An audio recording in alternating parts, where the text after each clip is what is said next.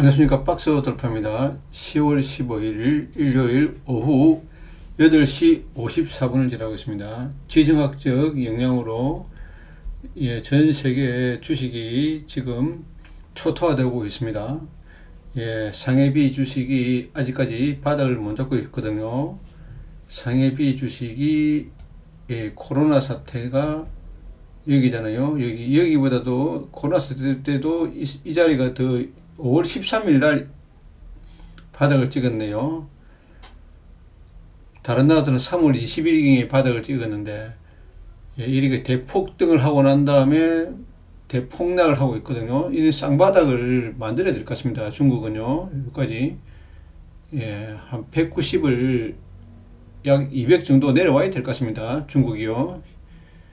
상해비 주식이 이렇게 내려와야 될 것 같습니다. 그래야 바닥이 놓을 것 같습니다. 전 세계 주식이요.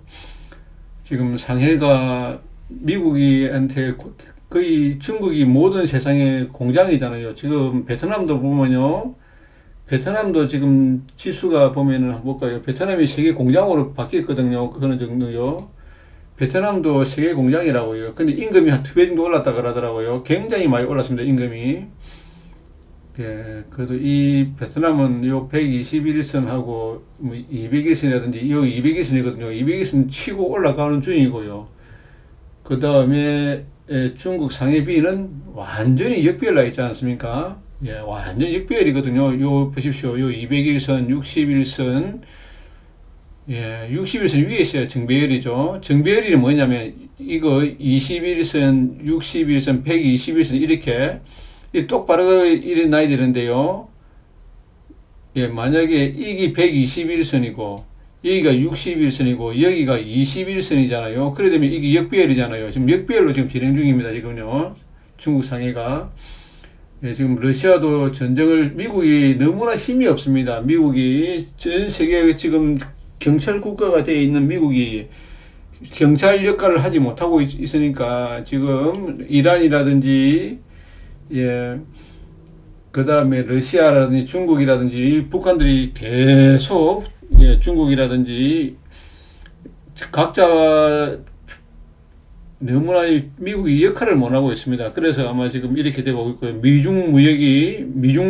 미국과 중국이 지금 전쟁 중이잖아요. 무역 전쟁을 하고 있고 전 세계가 지금 보면 아랍하고 그 다음 이스라엘하고 하고 있죠. 그 다음에 유럽이죠. 유럽이도 지금 전쟁이잖아요. 유럽이 지금 보면은 우크라이나가 유럽 서방이고요. 러시아가 지금 그거잖아요. 러시아하고 중국하고 뭐 이런 나라들은 요 러시아 편이고, 그 다음에 이 공산국가죠. 공산국가고 이 자유주의 국가잖아요. 이 두 나라가 지금 자유국가와 공산국가가 지금 대립 중이고, 종교가 유대교가 결국 기독교잖아요. 기독교하고 이슬람교와 종교 전쟁을 벌이고 있고요.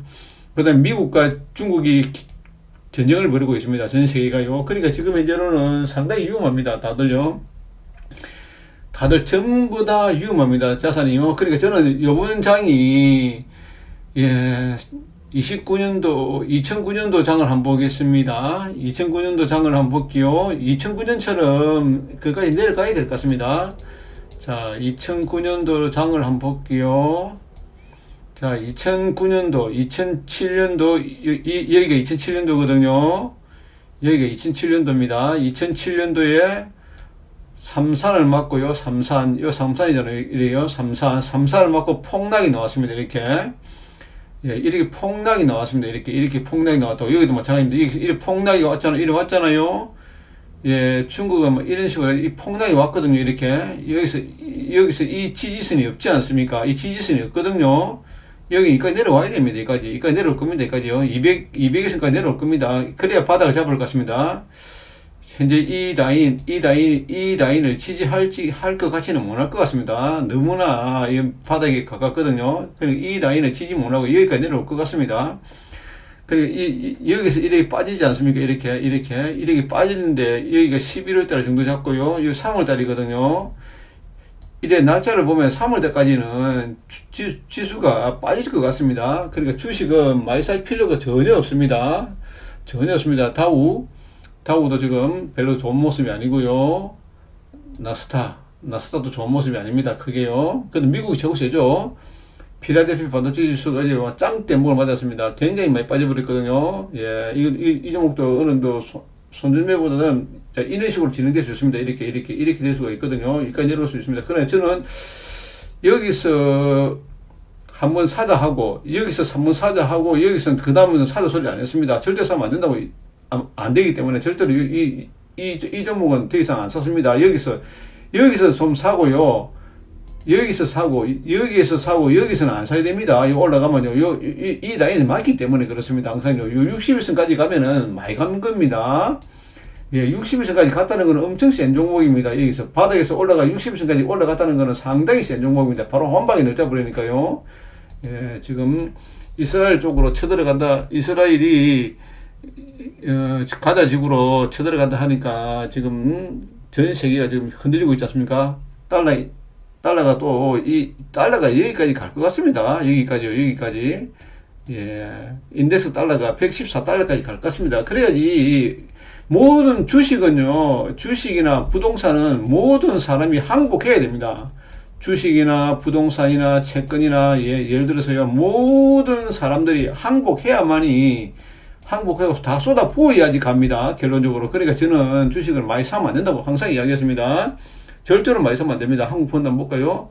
한국 펀드는 많이 빠지진 않았네요. 어제 러시아가 상당히 전쟁이 거의 러시아가 전쟁을 끝내려나 모르겠네요. 내년에 선거가 있지 않습니까? 전 세계 나라가 선거가 있습니다. 러시아 선거 있고요. 미국 선거 있고, 한국 선거 있고요.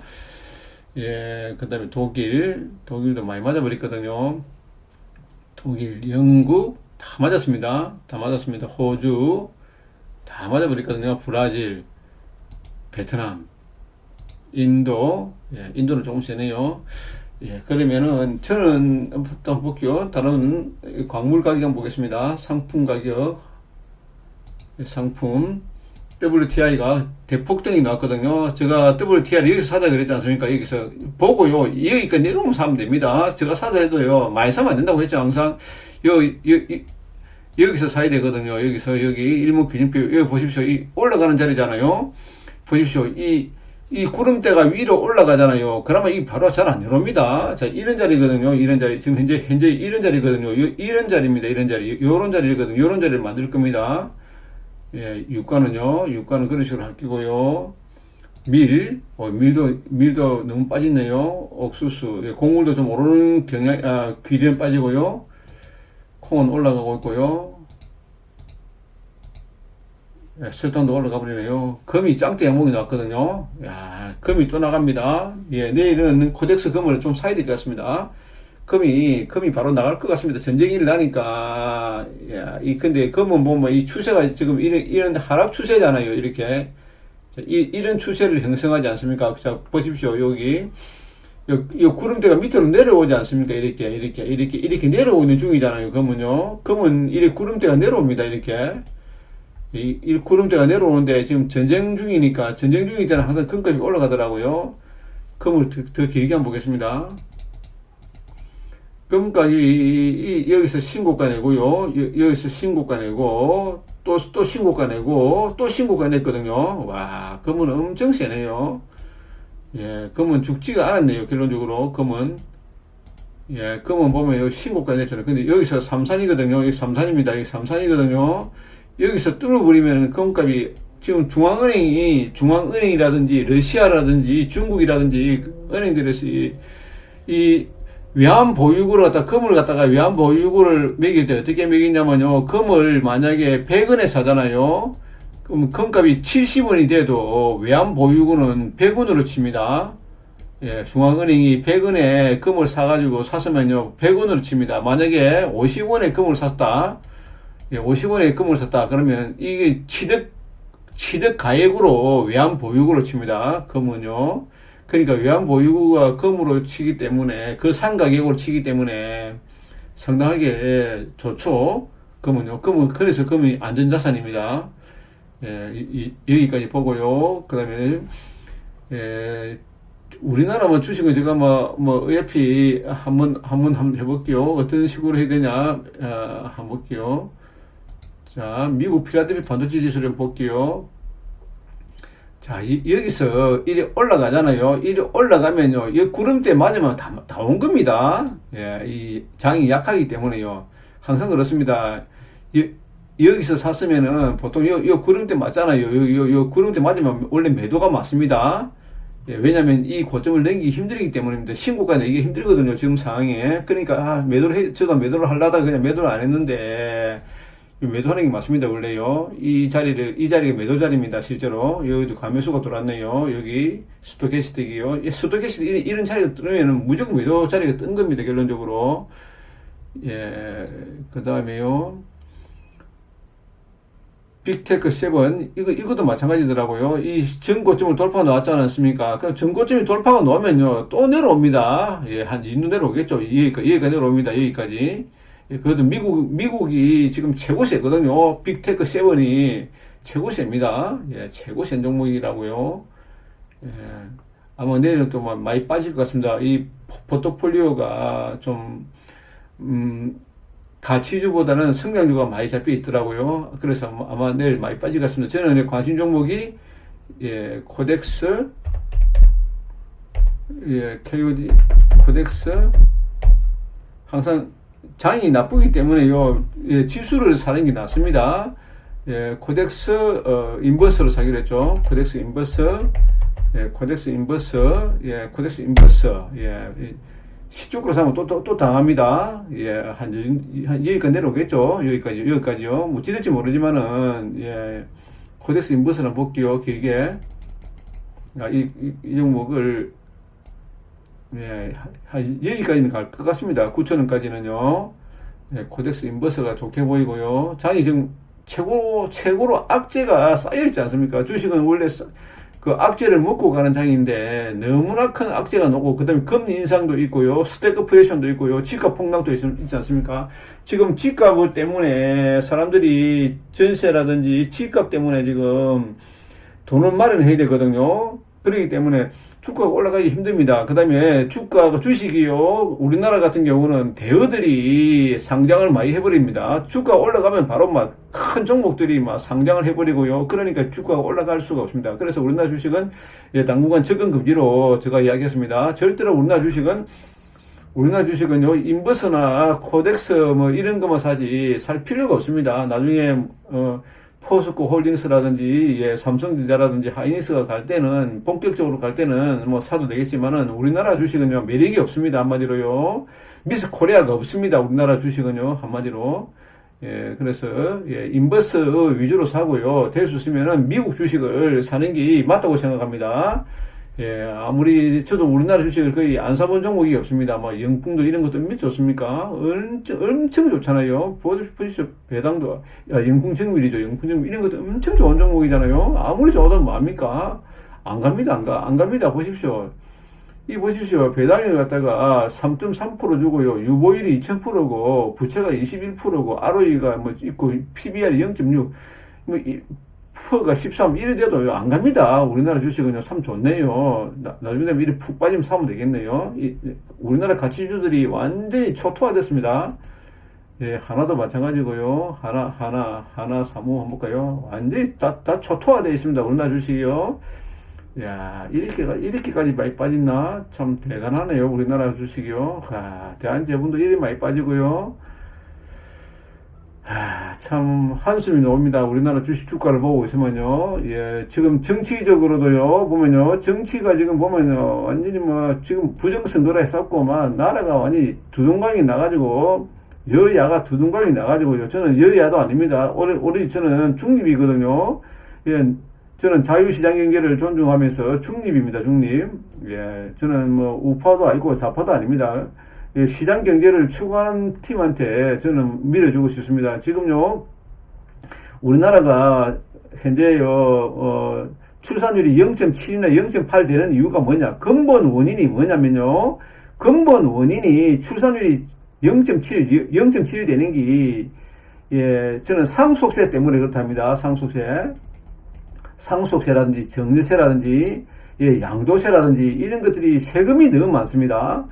예, 취득세라든지, 예, 초과이득 환수제라든지, 예, 이런 것들이 너무 많기 때문에 집을 사가지고 있다 칩시다. 집이 세 채를 가지고 있다 칩시다. 요 집을 갖다가, 집을 세 채를 가지고 있으면요, 만약에 15억, 만약에 5억 가지고 있다 칩시다. 만약에, 예, 15억짜리 전세가 4억, 예. 15억짜리 전세가 만약에 6억이면 자기가 살고 있다 칩시다. 여기가 만약에 2억 5천, 예, 2억 5천 전세가요. 그러면, 여기에는 자기가 돈 들어가는 게 별로 없습니다. 여기에 지금 살고 있는데, 만약에 5억짜리 전세를, 5억을 마이너스 치다 칩시다. 여기는 4억 주고 전세 주고 있거든요. 그런데 버리면요, 이 사람이 퇴직을 해버리잖아요. 퇴직을 하면 돈 나올 데가 없습니다. DSR 규제해가지고 5억 대출받아 버리잖아요. 그럼 이거를 상환을 해야 됩니다. 상환을 해야 됩니다. 만약에 집을 물려준다 해버리면요. 상당히 힘들어집니다. 그런데 저는 우리나라가, 예, 상속세를 없애야지 인구가 늘어납니다. 그런 구조입니다. 상속세를 없애야 됩니다. 상속세가 65%가 지구상에 어디 있습니까? 일본도 상속세가 많기 때문에 인구가 늘어나지 않습니다. 예, 오로지 상속세, 증여세, 이거를 없애야 됩니다. 만약에 집을 세 채 들고 있다. 그러면 애를 만약에 3명 나버리면은, 예, 자식들한테 집을 한 채 넘겨줄 때는 세금이 없다 해보십시오. 그러면 애를 전부 3명 낳습니다. 집 세 채 가진 사람들은요. 그런데 만약에 여기서 세금을 다 떼보십시오. 지금 집을 팔아야 되지 않습니까? 그 집을 팔고 애 3명 있는데, 애 3명한테 지금 상속을 해준다. 정리를 한다. 방법이 없습니다. 이 전부 다 팔아야 되고, 이혼밖에 못 합니다. 이혼을 해야만이, 이게 온거짜리가 되거든요. 그래가지고 애한테 근거에 억지로 물려줄 수 있습니다. 우리나라는요, 상속세를 안 없애면은, 상속세가 65%, 50% 이래 되거든요. 너무나 많고요. 지금 부동산도 마찬가지지 않습니까? 만약에 아파트가 만약에 14억짜리가 10억이 됐다. 그 다음에 만약에 이걸 다시 7억이 팔아도 되거든요. 가족 간에 거래가 되면요. 14억짜리를 지인과 거래 10억에, 약 11억이 팔았다. 그 다음에 8억이 팔았다. 이래 돼버리면요. 아무 문제가 안 됩니다. 지인 간 거래는요. 가족 간 거래는 30% 정도 낮춰서 팔아도 문제가 되지 않습니다. 세무조사가 안 나오거든요. 그런데 이런 식으로 해버리면 집값이 폭락이 나온다고요. 이런 식으로 하지 말고, 예, 자식들한테 바로 집을 세 채를 들고 있다. 그러면 만약에 집값이 만약에 30억 이상이다. 이래 돼버리면, 예, 전세를 갖다가, 예, 전세가 집을 갖다가 물려줘버리면 세금을 없애야 됩니다. 세금을. 이래 돼버리면 전부 다 집을 갖다가 아마 전부 다 살 겁니다. 부자들이 전부 집을 삽니다. 지금 부자들이 집을 안 사잖아요. 똘똘한 한 채로 가잖아요. 예, 지금 우리나라 정책이 전부 다 야당은 부동산이 폭망 나오기를 기다립니다. 예, 이건 실제입니다. 야당은 집값이 폭락이 나오기를 고대합니다. 그래야지 자기네들이 정권을 잡거든요. 여당은 또 집값을 올리려고 그러는데, 야당이 집값 폭락 나오는 정책을 지금 계속 쓰거든요. 취득세 완화라든지, 예, 분양권을 갖다가 만약에 분양을 했다. 초기에 분양을 받은 사람들이 만약에 들어가야 됩니다. 근데 분양권 거래는 또 가능하거든요. 그럼 이 법이 안 맞습니다.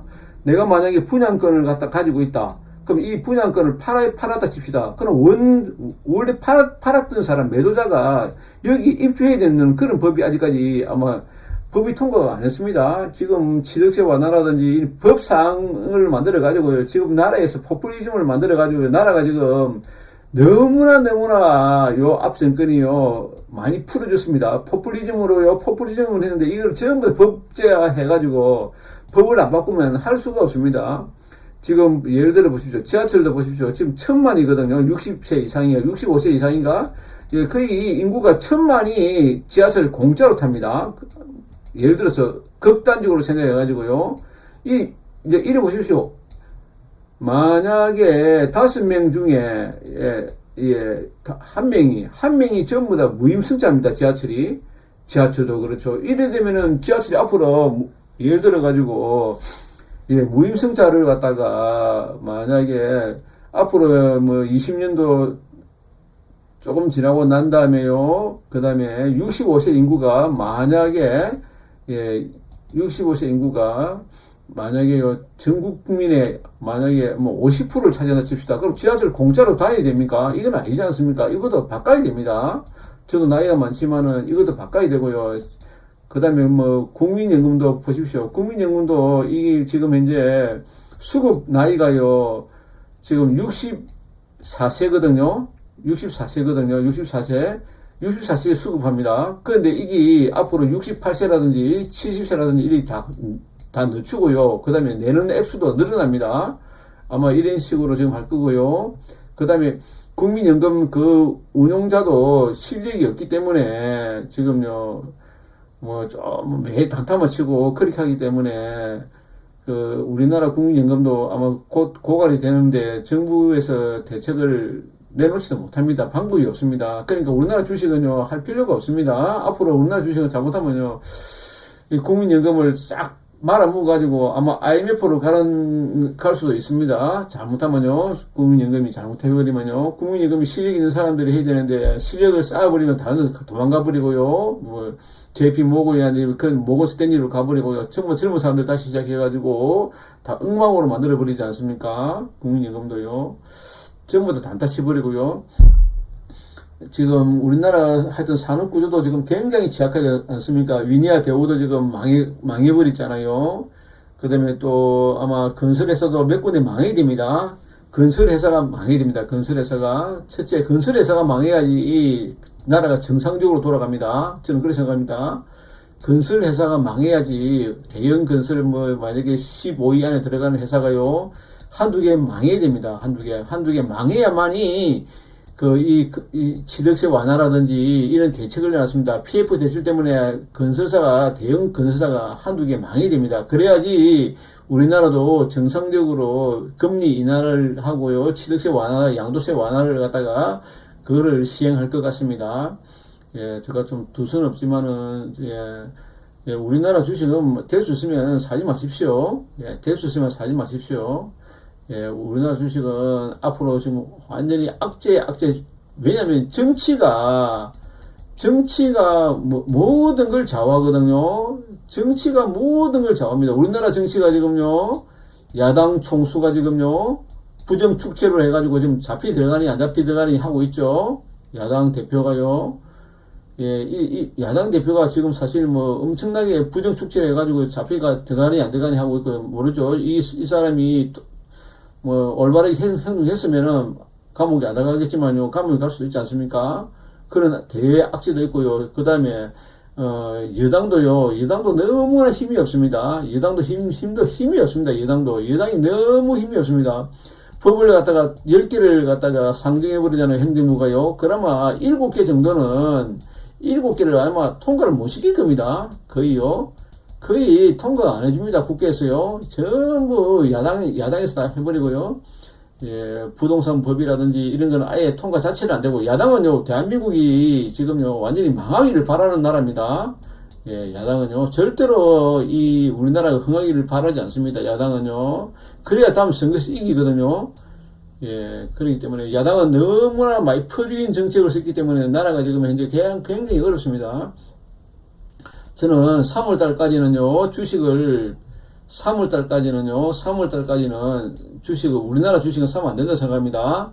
예, 일단 미국 주식이 일이 올라가야 됩니다. 미국 주식은 상당히 좋잖아요. 그래도요. 자, 미국 주식을 사야 됩니다. 미국 주식. 한국 주식은 살 필요 없습니다. 다우를 보십시오. 요 위에 있지 않습니까? 요 위에. 얼마나 씁니까? 다우. 예, 다우가 요 위에 있잖아요. 요 위에 있잖아요. 예, 야후에 있고, 한국 주식 한번 볼까요? 한국 요 밑에 있잖아요. 요 밑에 있지 않았습니까? 한국은. 그러니까 어느 나라 주식을 사야 됩니까? 당연히 미국 주식이잖아요. 미국 주식이잖아요. 나스닥도 보십시오. 요 위에 있지 않습니까? 예, 우리나라 코스닥 한번 볼까요? 우리나라 코스닥 한번 봅시다. 어디 있는가요? 자, 보십시오. 요 밑에 있지 않습니까? 우리나라 코스닥은 사면 안 되죠? 코스피도 사면 안 되잖아요. 이 밑에 있지 않습니까? 이렇게 밑에 있지 않습니까? 그러니까 다우라든지 다우라든지 해외 지수를 사는 게 맞고요. 이 해외 주식이 먼저 올라가야지 우리나라 주식이 올라갑니다. 저는 그렇게 생각합니다. 중국이라든지 H 주식 다 보십시오. H 주식도 지금 약합니다. 엄청 약하거든요. H 주식도 보십시오. 엄청 약합니다. 보십시오.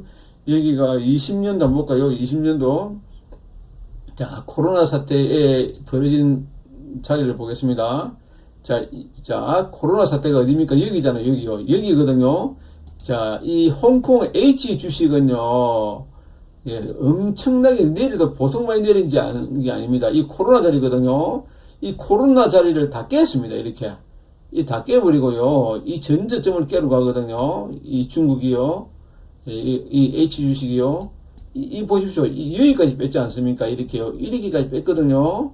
이렇게 뺐기 때문에 이 종목은 필연적으로 여기가 내려와야 됩니다. 여기 홍콩 H 주식이 바닥을 잡는 날 여기가 바닥이 될 것 같습니다. 저는 이 바닥이 요런 식으로 될 것 같거든요. 요런 식으로 여기서 이렇게 요런 식으로 좀 더 내려와야 됩니다. 야, 홍콩 H 주식 많이 내리네요. 이게 옛날에 2006년도에 4,000포인트였습니다. 한번 볼까요? 2006년도 6월 달에 제가 이 2006년도에 제가 이 종목을 샀거든요. 2006년도 여기거든요. 2006년 6월 달에 여기 4,000포인트였습니다. 여기가 여기거든요. 여기 이쯤 될 겁니다. 여기 예, 한 이쯤 될 겁니다. 여기 좀 6,000포인트네요. 여기서 제가 홍콩 주식을 샀거든요. 여기서 이 자리였어요. 이 자리 샀거든요. 여기서 이래 갔습니다. 12,000까지요. 2만까지 갔네요.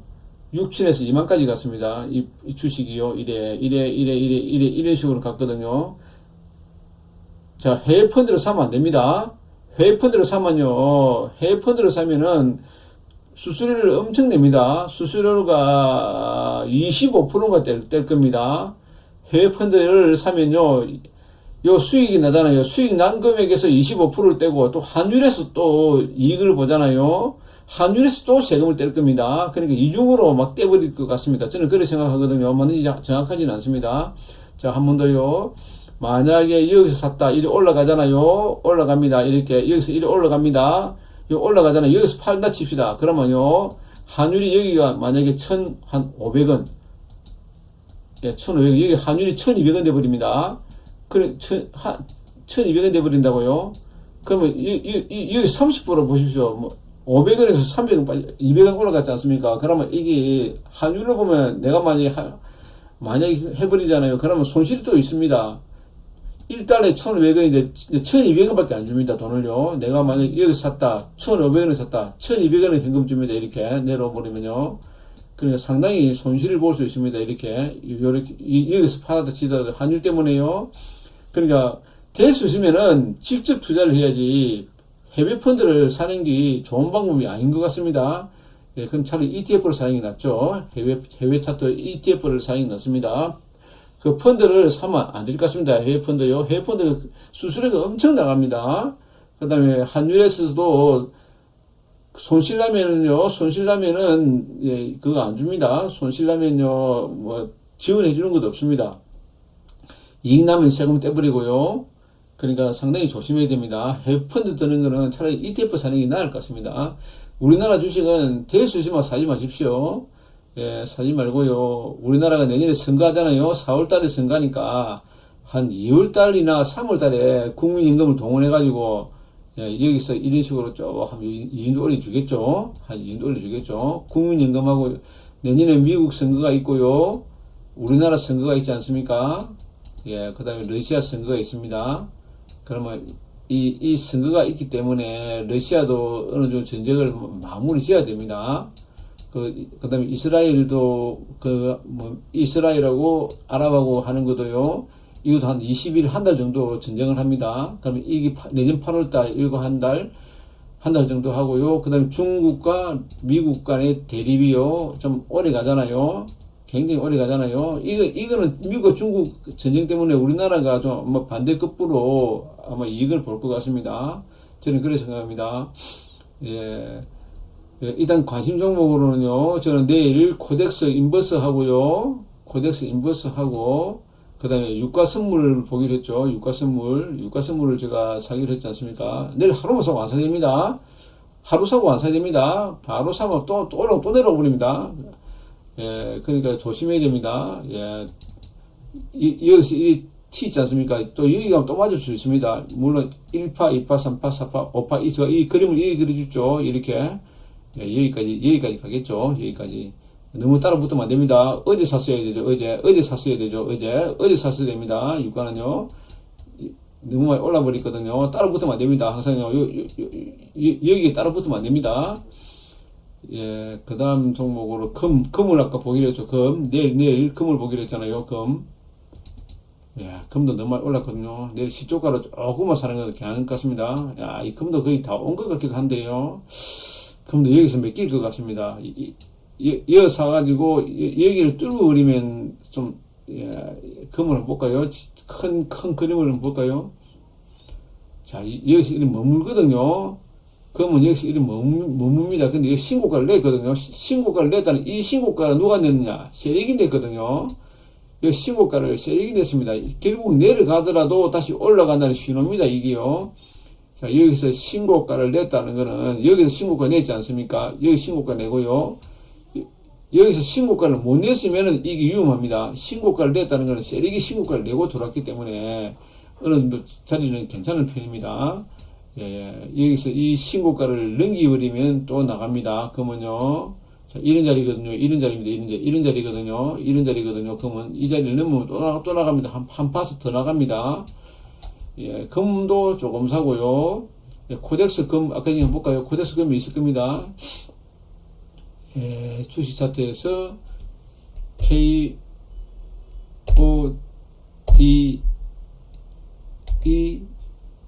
코덱스 KODEX 금. 예, 있네요. 골드 선물 있잖아요. 골드 선물. 예, 있네요. 예, 골드 선물. 예, 이 골드 선물, 이게 아닌데.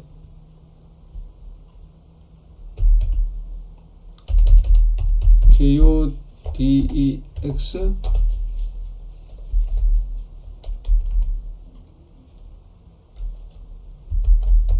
예, 이거요. 코덱스 골드 선물. 예, 이 종목, 이 뭐지? 코덱스 골드 선물이 완전 지옥가 있네요. 오, 좋네요, 이거.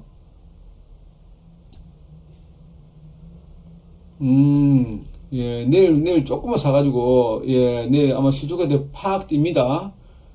예, 좀 뛰더라도 조금 나눠서 사야 됩니다. 나눠서 여기서 사고, 여기서 사고, 이렇게 한 5등분 내가 사야 됩니다. 예, 초반에 많이 사면 안 됩니다. 이게 쭉 또 내려옵니다. 이렇게. 예. 골드 선물 한번 볼까요? 그림 길게 한번 보겠습니다. 아, 이 상승된 지가 얼마 됐는가 봐요. 예, 지금 이 자리거든요. 자, 여기서 금이 우리나라는 환율 때문에 이럴 겁니다. 예. 여기까지는 갈 것 같습니다. 골드 선물이요. 아마 신고가를 아마 낼 수도 있습니다. 지금 전 세계가 지금 아마 금을 아마 선호하지 않겠습니까? 금도 선호하고 달러도 선호하고요. 예, 이 금을 많이 사면 안 될 것 같습니다. 이 신고가를 못 냈거든요. 우리나라 지수를 보면요. 그럼 아까 전에 해외 차트에서 한번 보겠습니다. 해외 차트에서 금이 신고가 냈는가요? 해외 차트에서 아까 전에 금을 봤죠? 금을 한번 보겠습니다. 상품에서 아까 조금 전에 봤는데 아까 신고가 낸 것 같은데 금이요. 자, 금이 보십시오. 요 신고가 냈지 않습니까? 아까 우리가 봤잖아요. 이렇게 신고가를 냈지 않습니까? 이렇게 신고가를 냈거든요. 이 신고가를 냈는데 우리나라 주식은 신고가를 못 낸 걸로 되어 있더라고요. 아마 해지를 해서 그런 것 같습니다. 해지를 해서 그러나. 예, 하여튼 금이 엄청 올랐거든요. 내일 되면 금값이 확 튈 겁니다. 어느 정도. 예, 그러고요. 목표 없이 이리저리 전전하는 사람은 자신을 믿지 않고 회의론자의 말에 쉽게 낙담을 합니다. 예. 그 다음에요. 백만장자는 제한적인 신념을 갖고 작은 꿈을 추구합니다. 그 근데 억만장자는요, 무슨 일이든 가능하다고 다 이룰 수 있다고 믿습니다. 예, 지금은 만약에요, 제가 제시 리무버 같으면요, 선물을 갖다가, 예, 매도 치버리고요, 콜옵션을 갖다가 매수 치버리고요, 예, 그 다음에 풋옵션을 갖다가, 예, 풋옵션, 풋 매도를 갖다가, 예, 풋 매수를 해버릴 것 같습니다. 예, 아마 저는 어느 정도 하방으로 잡아야 될 것 같습니다. 내년 3월 달까지요. 내년 3월 달까지 주식이 저는 안 간다고 생각합니다. 그 다음에는요, 그 다음에 또 날아갑니다. 예. 예, 그러고요, 억망장자들은 자기 삶보다 큰 꿈을 끝없는 굶주림, 하늘보다 더 높이 치솟고요. 그 다음에 싶은 욕망을 지니고 있으면 야심차게 그 꿈을 따른답니다. 억망장자는요, 하여튼 큰 꿈을 꿉니다. 예. 하늘보다 더 높이 치솟는 그런 꿈을 꿉니다. 그런 야심을 가져야 됩니다. 예. 예, 사람이 목표가 없기 때문에 사람들이 전부 다 실망을 하고요, 길을 찾지를 못합니다. 예, 방향도 못 찾고요. 예, 하여튼 가장 중요한 거는 큰 결과를 얻으려면요, 큰 야망을 가질 필요가 있습니다. 예, 저 별을 향해서 쏘야지 달이라도 맞추지 않습니까? 예, 지금은 주식을 많이 살 때가 아닙니다. 내려가는 종목은요, 반드시 손절매를 쳐야 됩니다. 예, 주가가 한번 보십시오. 여기서 한번 빠지기 시작하잖아요. 이리 빼버립니다. 이리 빼버립니다. 결국 근데 올라가긴 올라가는데, 예, 너무 많이 지르면 안 됩니다. 주식을 너무 많이 지르면요, 이런 자리가 오잖아요. 패닉이 빠져버립니다. 자기도 모르게 손이 나갑니다. 이리 빠져버리잖아요. 그러면 자기도 모르게 손이 나갑니다. 그러니까 이 자리를 이탈하잖아요. 그럼 어느 정도 자산을 갖다가 매도치고요, 잘 가져가야 됩니다. 예, 시장은 아마 이런 폭락을 하고 나면요, 이런 폭락을 하고 나잖아요. 예를 들어서 지금 러시아하고 우크라이나 전쟁을 종지부를 짓고요, 금리 인하가 단행되고요, 그 다음에 예, 선거가 거의 내년 3월달 정도 돼야지, 예, 내년 4월달 정도 돼야지 시장이 정상적으로 돌아갑니다. 저는 그렇게 생각합니다. 예, 지금 현재로는, 예, 인버스 쪽으로 가져가고요. 그 다음에 실물보다는요, 실물 자산을 가져야 될 것 같습니다. 지금 부동산으로 돈이 엄청나게, 우리나라는 부동산이 90%가 부동산이지 않습니까? 예, 그렇기 때문에 미국은 주식이 70%다 봐야 되거든요. 그런데 미국이 그러니까 70%니까 미국은 주식을 떼야 할 수밖에 없고요. 우리나라는 부동산을 떼야 됩니다. 정부에서. 그러니까 우리나라는 부동산을 지금 부동산이 폭락이 하지 않습니까? 상속세 증여세 때문에, 예, 이 돈이 없기 때문에요, 서울에 집을 한 채 가지고 있다 칩시다. 15억짜리. 예, 이분이 만약에 돌아가시잖아요. 그러면 이 15억에 대한 상속세를 내보십시오. 예, 한 7, 8억을 내야 됩니다. 그럼 이 돈을 누가 어떻게 마련하겠습니까? 상속세를요. 마련할 수가 없습니다. 집을 팔아야 됩니다. 집을 팔지 않고는 상속세를 낼 돈이 없습니다. 우리나라는요. 이 무언가 제도가 완전히 잘못되어 있습니다. 이거는 사람들이 이야기하지 않죠. 잘요. 만약에 집 한 채 달랑 들고 있다. 이 집이 20억이다. 집가 올라가면 뭐합니까? 세금을 갖다가요, 만약에 10억을 내야 되잖아요.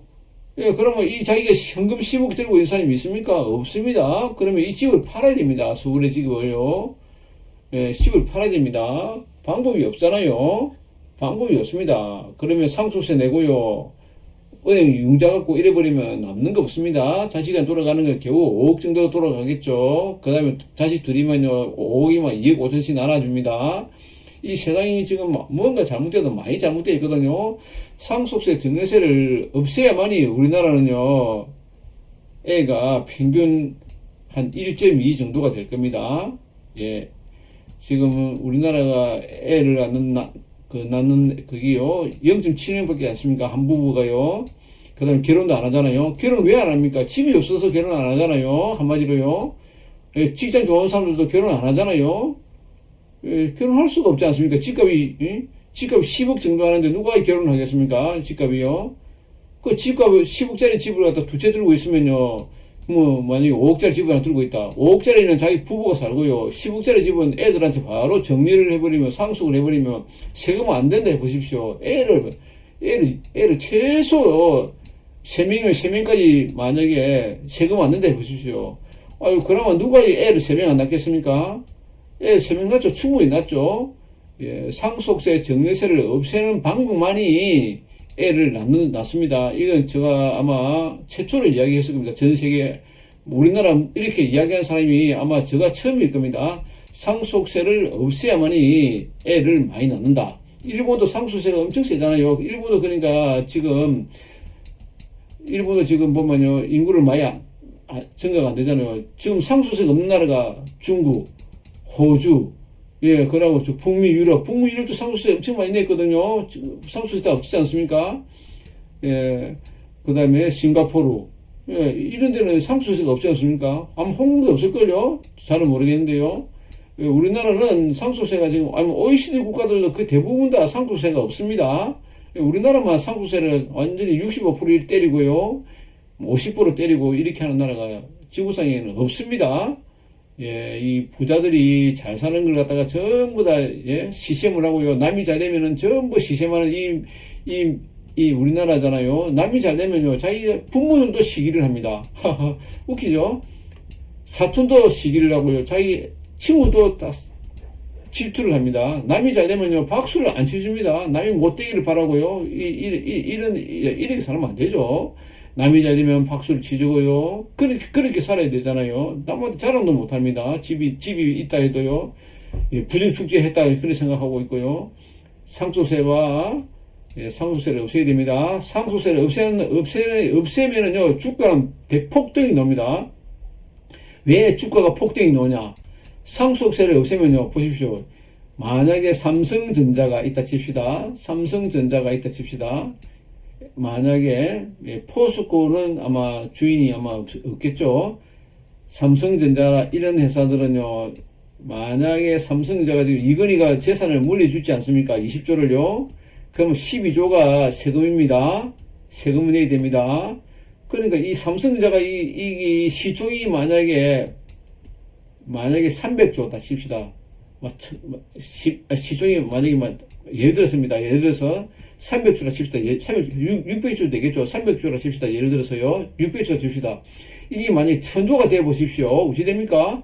상속세를 갖다가 지금 내는 것에 2배를 내야 됩니다. 상속세를요. 그러니까 주가를 올릴 수가 없습니다. 대한민국은요. 예, 만약에 태광산업이 주가가요, 만약에 지금이 한 20만원 될 겁니다. 한번 볼까요? 태광산업 한번 보겠습니다. 태광산업 한번 볼게요. 예를 들어 보겠습니다. 태광산업. 자, 태광산업 한번 열어보겠습니다. 태광산업. 예, 태광산업 한번 열어보겠습니다. 예, 주가가 50만원이잖아요. 주가가 만약에 이 회사의 주가가 예를 들어 가지고, 예, 이 회사의 주가가 만약에 180만원이라 칩시다. 만약에 여기서 이호진이가 죽었다 칩시다. 돌아가시다 칩시다. 그럼 세금을 얼마 내야 됩니까? 시가총액만큼, 예, 이 시가총액하고 이 시가총액에 해당되는 금액을 갖다가 세금을 갖다가 만약에 여기가 180만원 칩시다. 180만원에 대한 세금을 냅니다. 예, 세금을 65% 세금을 때립시다. 65% 때린다 칩시다.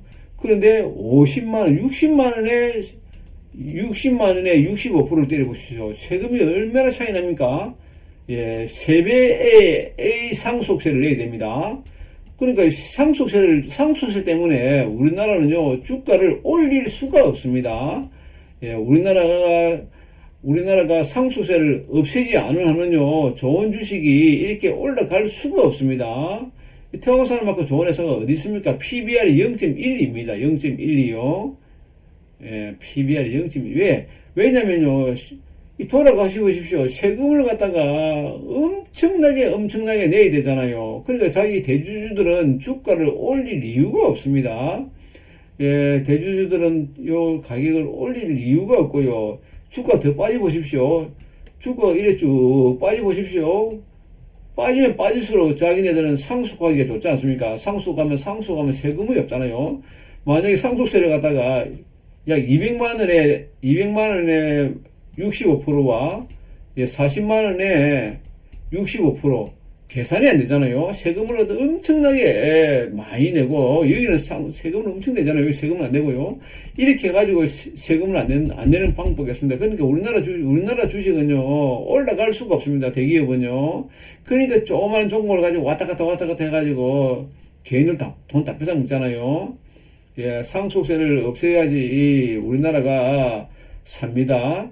증권 투자하는 사람들이라든지, 주식 투자하는 사람들이라든지요. 부동산을 하는 사람들은요, 그 다음에 자산을 가지고 움직이는 사람들은요, 상속세를 없애야 된다고 이걸 갖다가 주장을 해야 됩니다. 저는 상속세를 없애자고 매일매일 노래를 하겠습니다. 상속세가 있는 한은요, 대한민국이, 예, 출생률이 낮아지고요, 출생률이 왜 낮냐? 상속세가 높기 때문에 출생률이 낮습니다.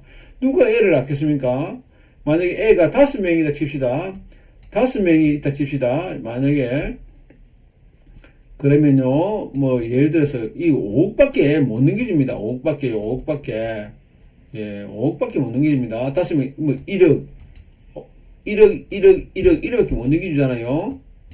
예를 들어, 뭐, 5천만 원밖에 안 되잖아요. 실제로요. 법적으로는요. 5천만 원밖에 안 되잖아요. 5천만 원밖에 못 넘겨주잖아요. 재산이 수백조가 되고, 이런 사람들도, 그러니까 우리나라 주식은요, 끌어올릴 수가 없습니다. 대기업들이 주가를 끌어올릴 이유가 없습니다. 아무리 좋은 회사가 주가 끌어올리면 뭐합니까? 세무조사 나오고요. 그렇게 하는데, 상속세를 없애는 그날까지요. 상속세가 없어지면 우리나라 주식은요, 10,000포인트가 아니고 20,000포인트, 30,000포인트 바로 갑니다. 예, 부동산도, 그래 되면요, 부동산도 저절로 이래 우상향하고요. 그러면, 상속세를 없애는 순간에 아파트 가격은 어느 정도 우상향하고 주가는 이 폭등이 나오기 때문에 아파트로 자금이 안 갑니다. 주식으로 자금이 갑니다. 그래야지 정상적으로 금융이 살아납니다. 상속세를 정상적으로 걷어야지 우리나라 주식이 삽니다. 예, 이상으로 마치겠습니다. 시청해 주셔서 감사합니다.